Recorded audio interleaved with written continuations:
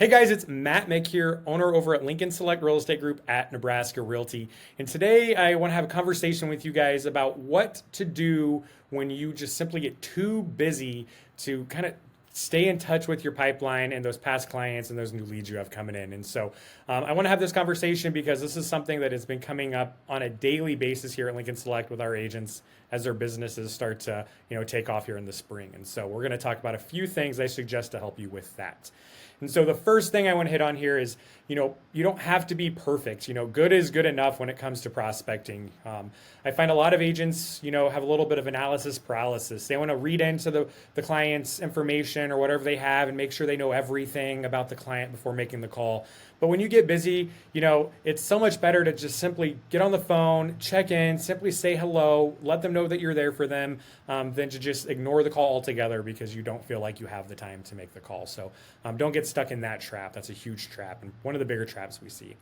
The second thing I want to hit on here today is building up a tangible time block for yourself. And what I mean by that is put it on your calendar. And I would suggest having it on there every single day, giving yourself between 30 minutes to 3 hours, depending on what type of business you run, that you're dedicating to prospecting. And a coach I once followed had a really good quote on this. And he basically said, if you treated your time blocking for prospecting like you would treat a doctor's appointment, you would have to worry about money like the rest of your life. And so just treat it as it is the number one thing in your business, which it is. If you're not reaching out to new clients and trying to stay in touch with them, everything else you're doing down the road doesn't matter because you're not going to have that consistent business and stuff rolling through on a monthly and weekly basis. And then finally, guys, when you're making these calls, have a purpose, have a goal, stay focused.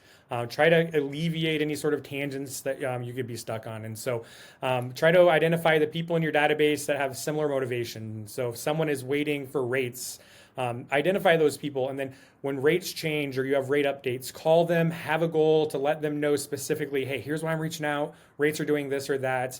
Is now a good time for us to meet or catch up or get out there and start looking for a house. So make sure that you have a purpose for your call. And of course, always be asking for an appointment when you're on those calls. So those are three big things that we find that if you can really kind of lasso those down and stay on top of those, your business is going to really see, instead of a roller coaster ride, you're going to see a really consistent income of clients and money, which is, kind of the reason we do this. So until next time, guys, thanks so much. Hey, thanks so much for checking out our video and watching till the end. If you're looking for more content about real estate, just simply subscribe over here to the right. And if you want more information on what your home is worth, check out sellyourhomelincoln.com to get an evaluation done, and one of our listing specialists will reach out to you to help you determine that final price. Thanks again.